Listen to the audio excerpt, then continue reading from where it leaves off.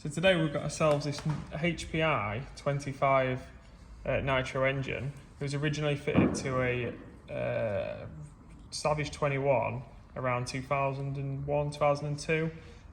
It's come off about 20 years ago. It had been run, but it's been left sitting for 20 years. So we're going to strip it down and see what the condition's like inside. So we'll just start with removing the glow plug. And the purpose of the glow plug is to heat the cylinder up prior to starting. So as you can see, it's actually quite wet. Don't look in the best condition. You can actually test them just by putting a glow starter to them and see if they light up. Yeah, oh.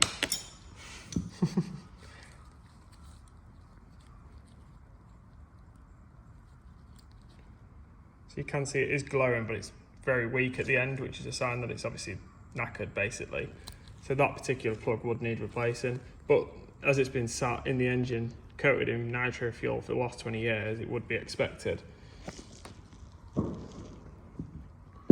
we'll start off by removing the back plate, and this is where you start the engine from, and it rotates the crankshaft.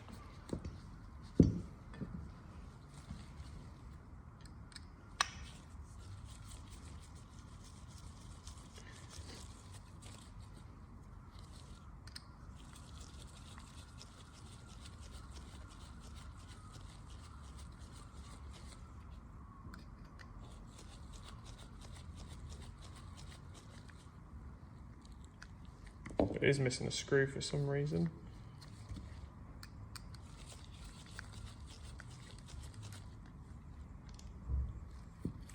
So this one was fitted with the optional roto start, which is essentially an electronic drill basically that rotates the one-way bearing. And these are geared obviously so it don't spin it too fast. And this is a one-way bearing. The idea of the one-way bearing is so that the engine only rotates the correct way. This one's failed, I think.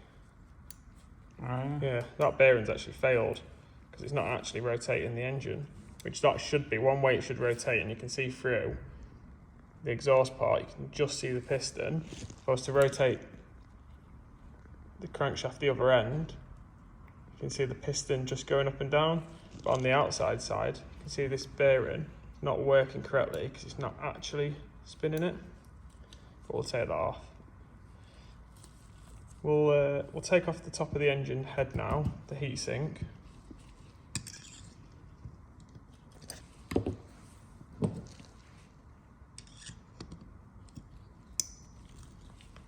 These could be tight because they've been on, not too bad.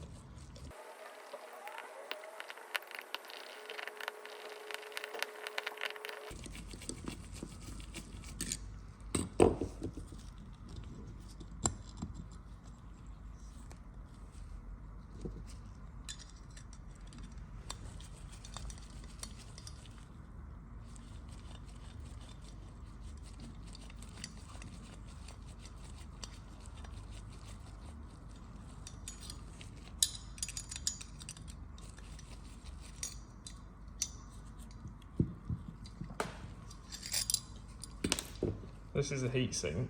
So the idea of the heatsink is that when the car, the model is going through, driving along, the wind hits these, and obviously keeps the engine cool. So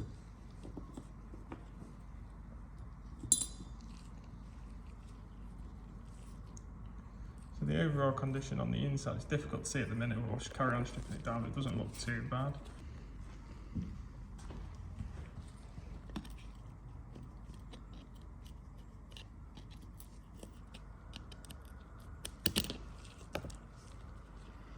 So now you can see the top of the piston. As you can see, it is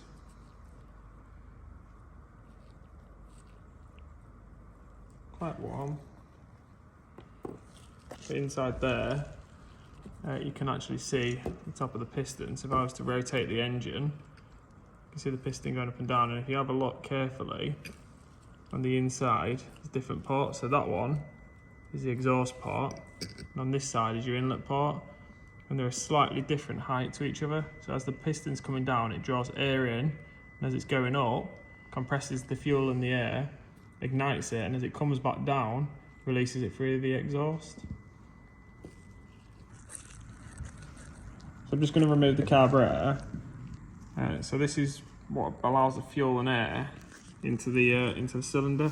So essentially, fuel comes in through this pipe here, which you can adjust and tune the amount of fuel that it's allowing in through this needle here.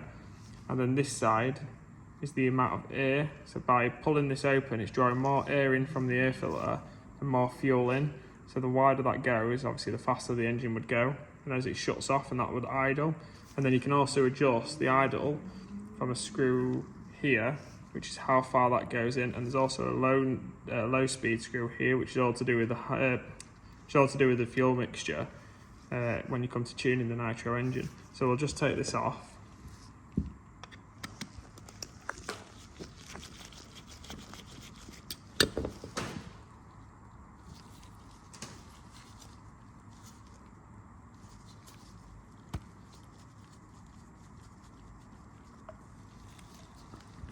That's the carburetor. Obviously that's where the fuel enters and the air. And that's the carburetor. This carburetor is actually in good nick. A lot of these actually seize up with the fuel, so the fuel obviously just stale in them, and it causes these to seize, and they're not really easy to repair once they've seized. So now we'll take off the back plate, which will obviously expose the crankshaft.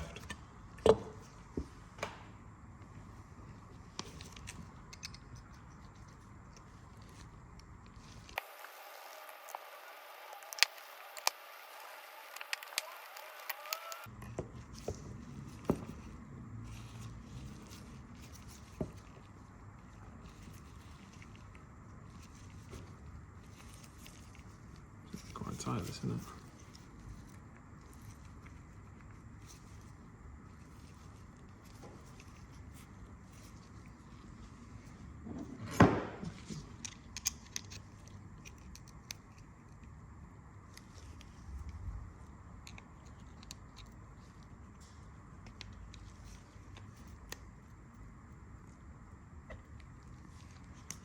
As you can see, it is starting to break. There is a seal in there, so you do have to be careful. But essentially, it should free off, and there you go. That's popped out. So that's the end cap there.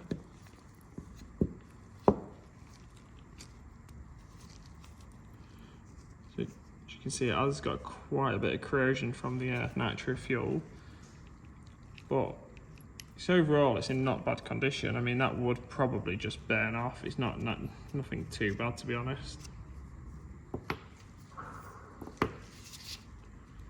And as you can see inside, so there's the crankshaft, and as you can see, it rotates round. You can also see the piston through the exhaust port going up and down. So now we're going to remove the piston. In order to do that, you've got to release this com rod from the crankshaft, and then the piston comes out from the top. We're just going to connect the drill to this end, rotate the engine just so you can see what happens internally when it's running. So I've just got the drill. We'll just put that on there.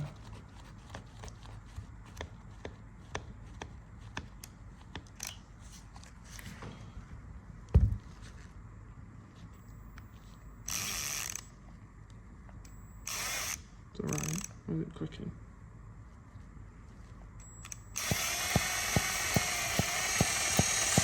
As you can see,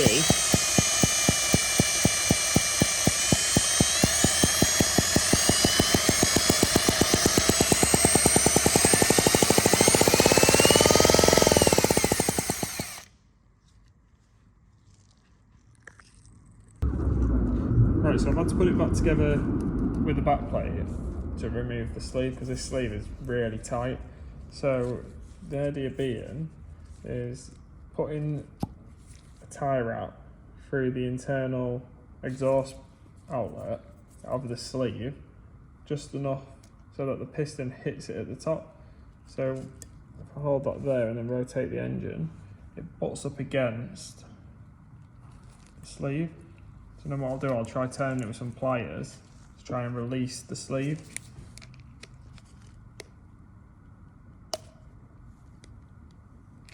Okay, so that's sort of worked a little bit. It did also just chop the end of the tie wrap off. I like putting in as much as you can do though. Yeah, maybe give it a little bit more.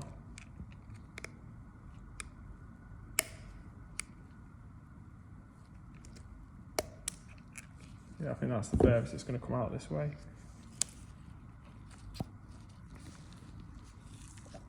How does that come out? No. Tricky. So this sleeve's been an absolute pain to remove.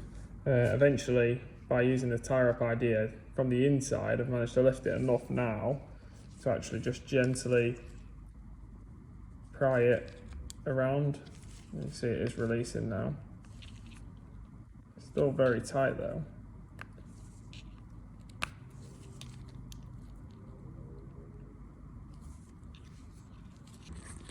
So we finally removed the cylinder wall sleeve. It's actually in really good condition. It was just a pain to remove. Obviously 20 years sat with nitro fuel around it. Inside it's just an absolute nightmare to remove, but eventually, perseverance, we did manage to get it out. So now we're just going to remove the piston from, so this part here, the com rod, we're going to lift it off the crankshaft. So to do this, you just gently, Let's go to the top. so you rotate it so there's a lot of movement between the cylinder wall, and you just gently lift off the rod like that. And then that now slides out from the top. Make sure you know which way it comes. That's it.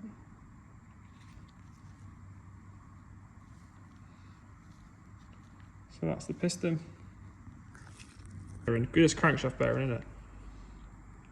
So now it's just a case of removing the crankshaft. So internally you can see the bearing. It actually feels really good. Feels really smooth.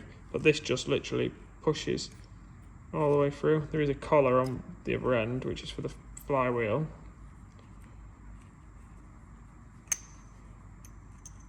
And that is a crankshaft.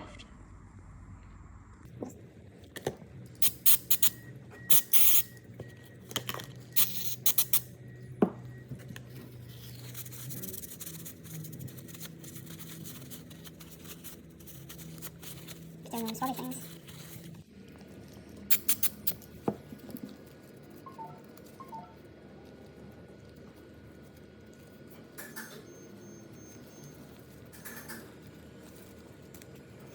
Can you see one of the small ones? Yeah.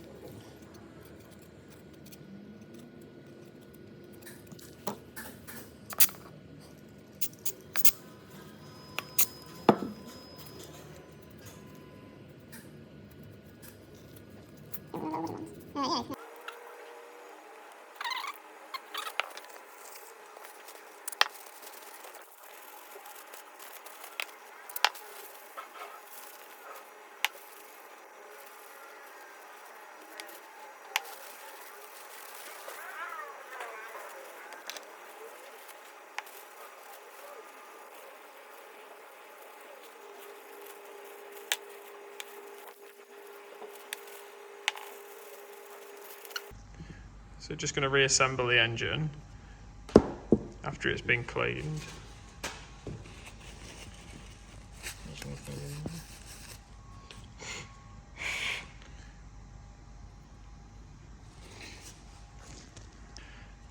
So we're just going to reassemble it. So obviously you've got the engine block. We're just about to put the crankshaft in. So we're just going to use a bit of WD-40 while assembling it. It's just like a machine oil basically. It just helps it come together, and obviously when the engine's run it'll just burn it off. See, that rotates nicely.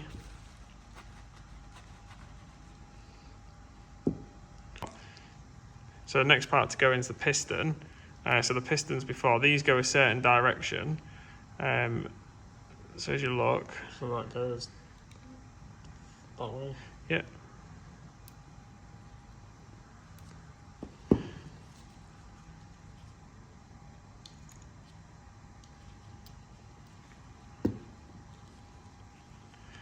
So obviously just drop the piston in from the top of the engine block, and then you've got to hook it onto the crankshaft.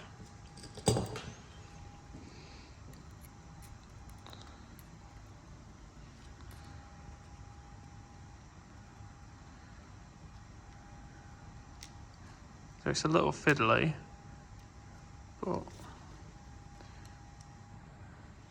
so essentially you've just got to hook it onto. So, this will not do it.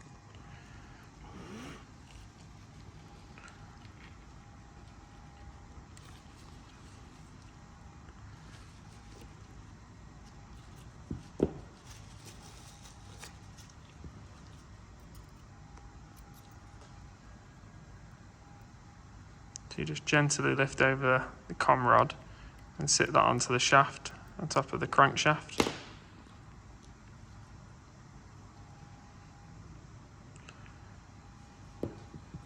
So the next part's the piston sleeve.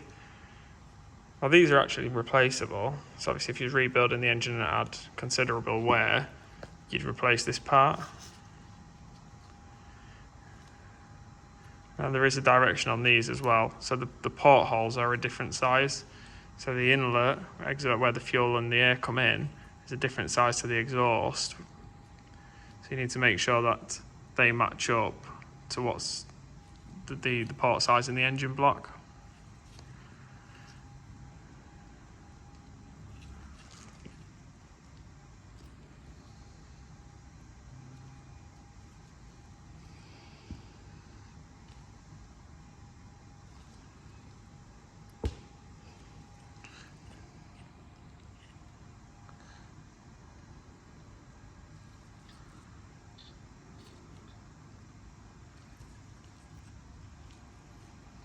So once it's in, the tricky part is getting the piston to fall into the centre of it. So you have to push it in a little bit and then work the piston around to try and get it in.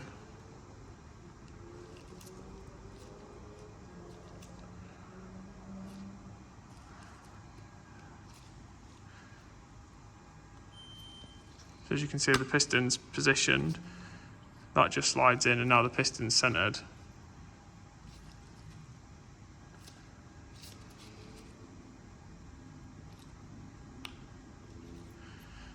As you can see on this engine block, it actually has a notch in the sleeve. And in the manual, that lines up, look, with the notch on the actual engine head. So there's a notch at the exhaust side. So that's how you know if you've got it the right direction. Just pause it in So we're just going to put the end plate in now. So this bit's really fiddly. So inside the centre of the conrod area on the crankshaft, there's a tiny little spring that has to sit inside that little hole, and it's fiddly to get in.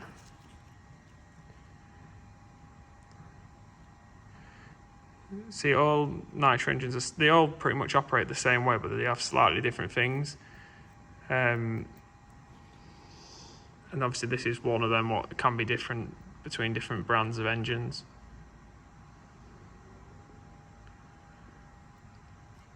And the tiny little pin goes in, and what happens with that pin is it catches. So it's going That, so there's a chamfer on the inside of that pin catches, and that's what causes it to rotate with the one-way bearing.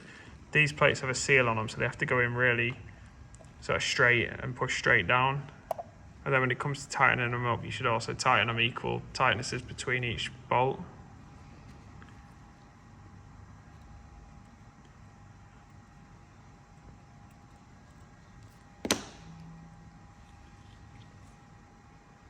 Just test it. As you can see, that's incorrectly because it's rotating the engine.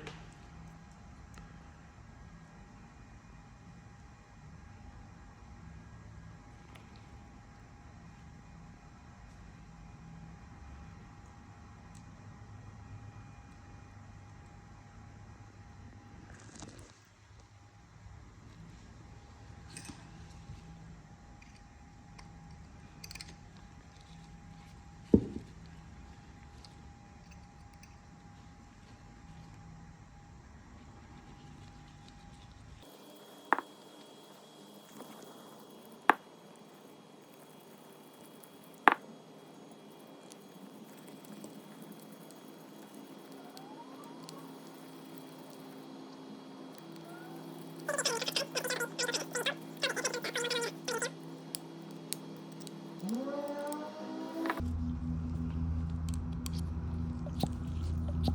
we go. So we're just going to put the glow plug butt back in.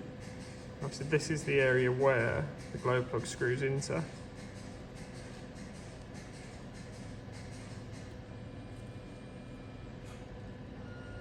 So that sits on there. And the heat sink sits directly on top. And the same process applies with the bolts. Obviously cross pattern to tighten them up to prevent them from getting sort of pulling in one side more than the other.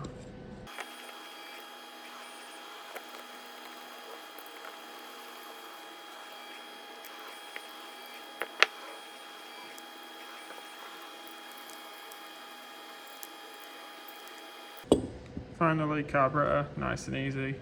Just push it straight in, and then obviously the bolt at the side just clamps against it. There is also a seal on that.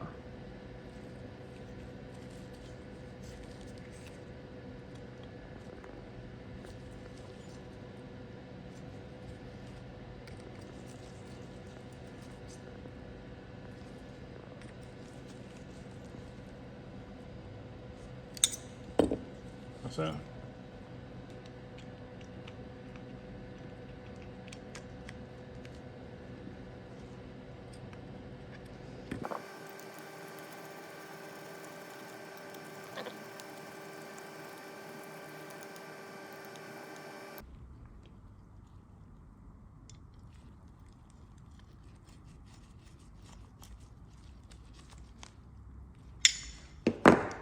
That's it, fully rebuilt.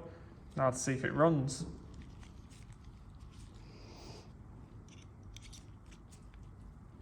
Yeah.